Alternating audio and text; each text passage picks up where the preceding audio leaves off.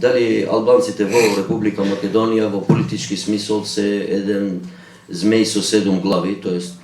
аждаја 7 главец или како се вика во приказните. И второто прашање е дали е можно повторно политичко инструментализирање на поделбите и недореченостите, недоразбирањата помеѓу државата и албанците, а во зависно од тоа и со интеретничкиот однос кон мнозинската заедница, тоест македонците.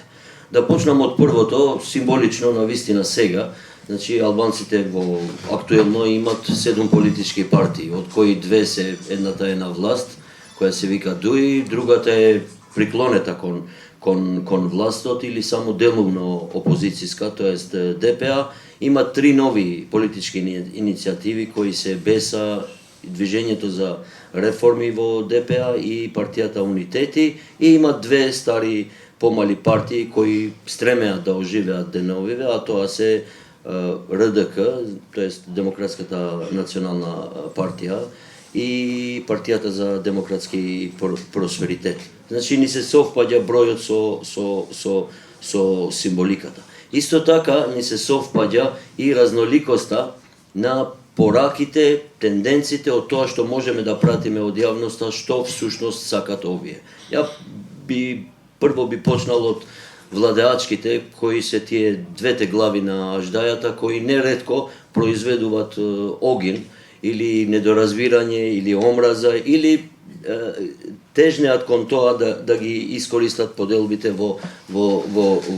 друштвото. А тоа е пред се ДУИ, која долги години е на власт, и сега како што гледаме, иако се ова за неизе многу битни избори, иако е таа чинител, значи и во власта, но и во преговорите кои се водат за надминување на кризата, таа нема друго оружје освен некои посети што ги прават во институциите, значи меѓу своји функционарите, партиски и државни се соединуваат, и така некаква протоколарна нормалност дека владењето трае или дека за ниве политиката се состои од тоа, и мислам дека со ова и со немањето на конкретна политичка иницијатива, да не заборавиме, значи ДУИ е на власт и се што таа ќе збори или ќе подржи или не знам, ќе каже, има институционални мерки со кои може да обезбеди такво политичко артикулирање. Значи може да поднесе иницијатива за закон, што ДУИ тоа го нема никогаш сторено, може да, ако пројави интерес за вклучување на некој на подобрување, не знам, деблокирање на евроатлантскиот процес или не знам, учество во преговорите за името и така натаму, таа може да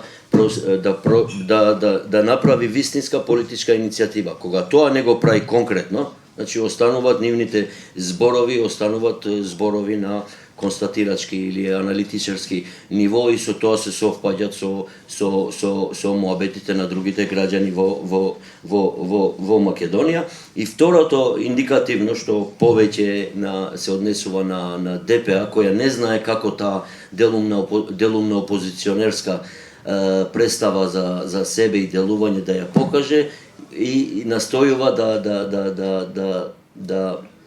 да направи еден испразнет говор кој се состои од некои одамна преидени националистички флоскули. Например, конкретно, еве пред 2 дена го спомнувам зашто е актуелно, излегува една пратеничка на ДПА и вели дека ова отровот или загадениот воздух во Тетово ги загадува албанците. Значи, ова е нонсенс, тој воздух ги загадува сите или никого. Мислам, нема таква поделба, но тоа настојувањето, значи да се легитимира на некоја национална база, при тоа да остане опозиција кон ДУИ, но не да стане опозиција кон режимот, е таа испразнетост, и мислам дека овие двете партии со ова докажуваат всушност дека тие стремеат кон голо преживување и обстојување на политичката сцена. Сигурно че на трибината, извинете да прекинам, на трибината во Тетово дури беше кажано дека загадениот воздух во Тетово е затоа што градоначалник е од редовите на албанците. и дека бидејќи не може да се овозможи со територијалната организација која што била донесена да биде градоначалник македонец, токму затоа имаме загаден воздух. Да, значи од двете страни има такви ДПА, значи има и ДПА и македонска, не сум знаел. Значи знаев за ВМРО албанска, не знаев за ДПА македонска. Значи, ова е првиот ниво и мислам дека со ова тие докажуваат дека немаат конкретна политичко делување, освен да обстојат и преживеат, обстојат на политичката сцена, и тоа се однесува. Сега тоа ќе се чини, знаејќи колку тие имат актуелно пратеници, ДУИ и ДПА, ќе се чини многу оптимистички, но јас мислам дека конкретно лидерите на ДУИ, заради обновениот судски, покренатиот судски процес во Њујоршкиот суд за Маѓар Телеком и ДПА за некои своји што направила во претходното, мислам дека стремат за чист личен пратенички имунитет на двајца или тројца од лидерите. Сега овој резултат ќе ви изгледа оптимистички и прерано најавено, но чинам дека албанците и овој пат ја направат таа големата промена како што еднаш ја направија, значи урнисувајќи го тој големиот просперитет кој на некој им изгледаше дека е голема, не знам, маса која има една, не знам, стабилна глава и така натаму, но тоа се урниса од непознати ликови до тогаш, како Менду Тачи и покојниот Арбен Џафери, кој беше тотално непознат за македонските албанци и скоро беше дојден од Косово. Уште да напоменам за другите 5 глави кои некако како да имат проблем на прикажување што всушност сакат албанците во Македонија. Тие во еден дел, значи ова се однесува на новите политички иницијативи, тие во еден дел се осврнуваат на тоа дека има потреба од некаков ново договор, од некакво ново преуредување и така натаму, но од друга страна, она со што би го легитимизирале првиот дел на ваквото политичко артикулирање, нив како да им фали целосен пристап кон Македонија. Значи тие уште не понудиле целосен одговор како тие ја мислат Македонија. Значи, не можеш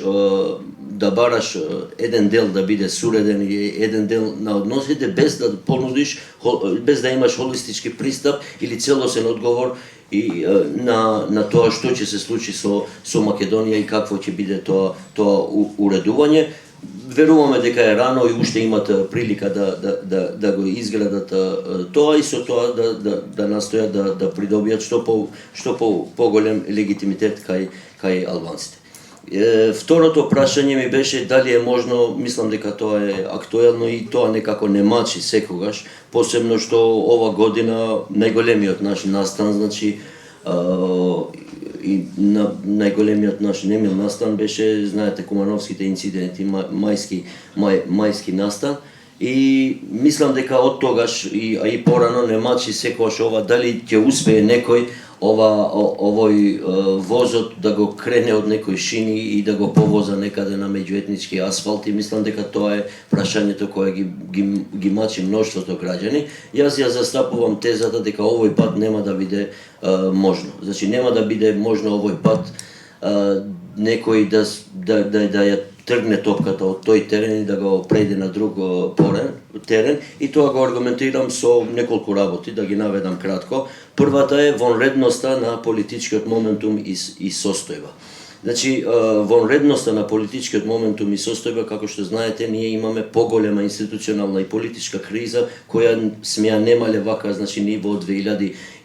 година и ни во почетокот на нашата држава, значи во 1991 не сме имале до толку пореметени државнички и институционални состојби, која не сме имале пари или имало не знам колку само милиона буџет всушност во таа тогаш тази оформена држава. И овој вонредност на моментот албанците го знаат, мислам, и во народните поговорки има една ваква ситуација која се објаснува со тоа дека браќата не можат да ја делат куќата кога има поплава. Значи не може некој да се расправа со браќата, сестрите, не знам, родителите за оставштина кога надоаѓа поплава и тогаш тоа станува ирелевантно кој што ќе добие, кој ќе живее на прв спрат или на друг спрат или како ќе бидат уредени влезовите или не знам која боја ќе има спалната соба кога има поплава во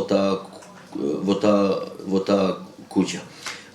Друга позитивна работа која мислам дека ќе влијае овој пат да не може да има таква одеднаш меѓуетничка расправа како што ние имавме ваков случај. Ако се сеќавате во 2013 година од нигде никаде испадна целите локални избори се водеа во тоа дали ќе биде Кичево во Албанија, во Грција, во Македонија, не знам каде, и Кичево остана во Македонија, додуше со безпарно за основните школи, но остана во Македонија и после тоа што доби градоначалник албанец, но ако се сеќавате и тогаш од нигде никаде одеднаш целиот пристап на партиите ни се сведе на тие меѓуетнички препукувања или препирања.